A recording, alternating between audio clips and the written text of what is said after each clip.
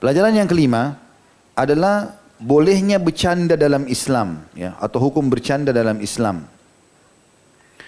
Ini teman-teman sekalian adalah hal yang dibolehkan dalam syariat. Ya.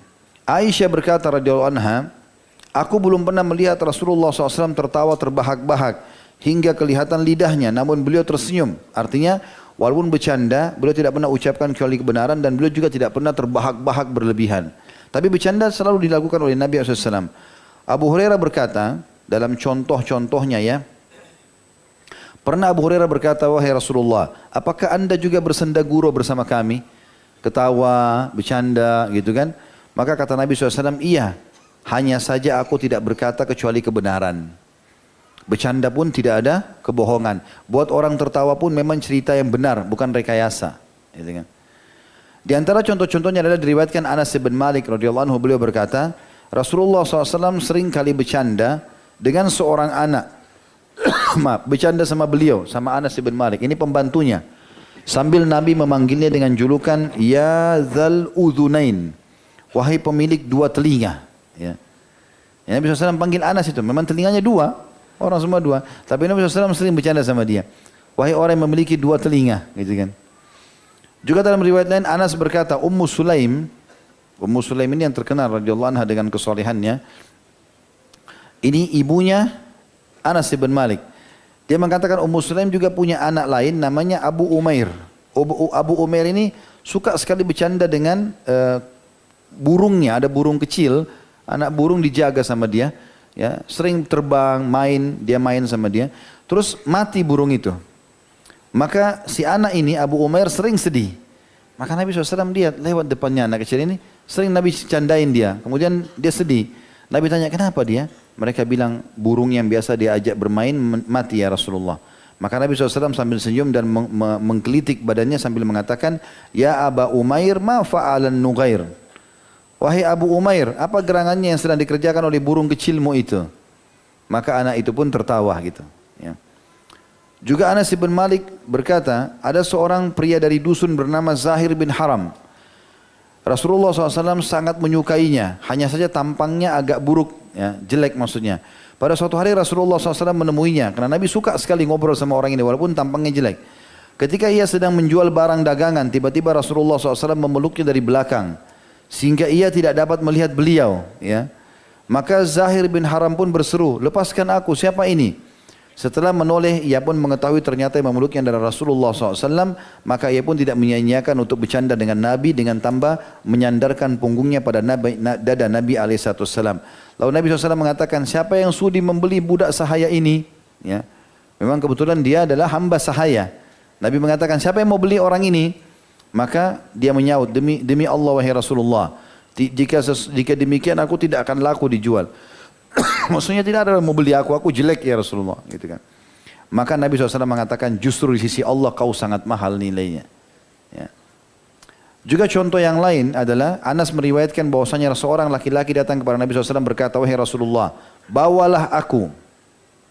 Nabi SAW bersabda, kami akan membawamu di atas anak unta. Ya. Jadi anak unta. Maka dia mengatakan, apakah bisa anak unta melakukan itu untukku ya Rasulullah? Kata Nabi SAW, bukankah anak unta, ya, dia juga adalah induk unta. Artinya walaupun dia ini sekarang, saya katakan anak unta, dia sudah dewasa. Dulu dia pernah anak unta. Gitu. Ya, Nabi SAW bercanda dengan dia. Ada juga riwayat yang menjelaskan, ada seorang ibu tua sekali. Tua sekali, sudah tua, keriput semuanya tua. Lalu datang ke masjid mengatakan, ya Rasulullah, maksudnya dia mau tanya, tapi dia malu, dia tidak mau bilang, ya Rasulullah, saya masuk surga enggak? Dia mengatakan, ya Rasulullah, ada enggak orang seperti saya di surga? Kata Nabi SAW, enggak ada. Karena dia tanya, dia bilang, apakah ada orang seperti saya? Nabi bilang tidak ada. Ibu itu keluar nangis dekat masjid. Lalu orang bilang, ya Rasulullah, ibu tadi nangis. Kenapa dia nangis? Coba panggil kembali. Kenapa kau nangis? Ya Rasulullah, anda bilang tidak ada orang seperti saya di surga. Kata Nabi SAW, memang benar, enggak ada orang seumur kamu di surga. Tapi kau termasuk ahli surga gitu. Karena memang tidak ada orang tua di surga kan. Orang semua umurnya 33 tahun. Meninggal bayi atau sudah nenek kakek tetap 33 tahun nanti ketemunya. Juga dalam riwayatnya dikatakan, Nabi SAW sering bercanda dan menggondai istrinya seperti Aisyah anha. Beliau pernah mengatakan sambil senyum, mengatakan pada Aisyah, aku sangat tahu kalau kau sedang marah padaku dan kalau kau sedang senang kepadaku. Kata Aisyah, bagaimana itu ya Rasulullah? Kata Nabi SAW, kalau kau sedang senang padaku, kau mengatakan, iya demi Tuhannya Muhammad. Tapi kalau kau sedang marah, kau mengatakan, iya demi Tuhannya Ibrahim. Maka Aisyah pun tersenyum sambil mengatakan, benar ya Rasulullah, saya nggak bisa memboikot anda kecuali namanya saja. Gitu. Juga disebutkan bahwasanya Abu Hurairah mengatakan, aku pernah melihat Nabi SAW bercanda dengan Al-Hasan dengan cara mengeluarkan lidah beliau sambil bercanda dengan Al-Hasan. Sampai kata Abu Hurairah, aku sempat melihat merah lidah Nabi SAW. Dan sekian banyak contoh-contoh yang berhubungan dengan masalah ini, tapi ulama mengatakan ada batasan-batasannya. Seperti tidak bolehnya orang bercanda pada hal-hal yang diharamkan.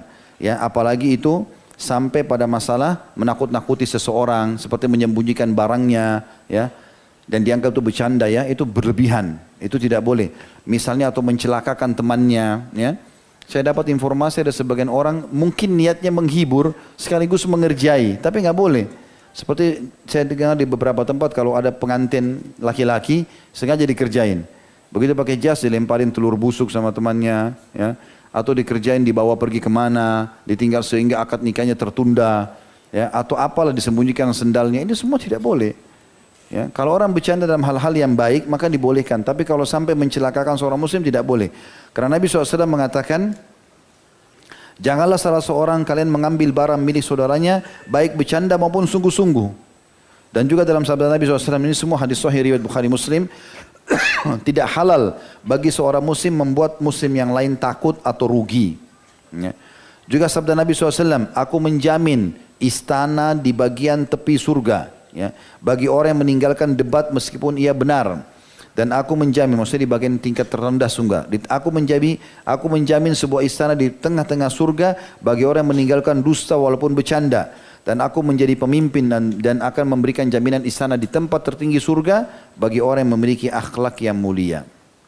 Dan Nabi SAW ingatkan, inni la amzahu wa la aqulu illa haqqa. Ingatlah, aku juga bercanda, tapi aku tidak akan mengucapkan kecuali yang benar saja. Dan Nabi ingatkan teman-teman, hati-hati, celaka kata Nabi SAW, wailun lilladhi yuhaddithu fayakdibu liyudhika bihil kaum, wailun lahu. Celakalah dan akan binasa seseorang yang berbicara dusta hanya untuk membuat orang tertawa. Celakalah dia. Jadi ini berbahaya sekali. Maka tidak boleh sama sekali seseorang untuk mempermainkan masalah-masalah poin seperti ini. Itu poin nomor 5, manfaat yang kelima atau pelajaran kelima.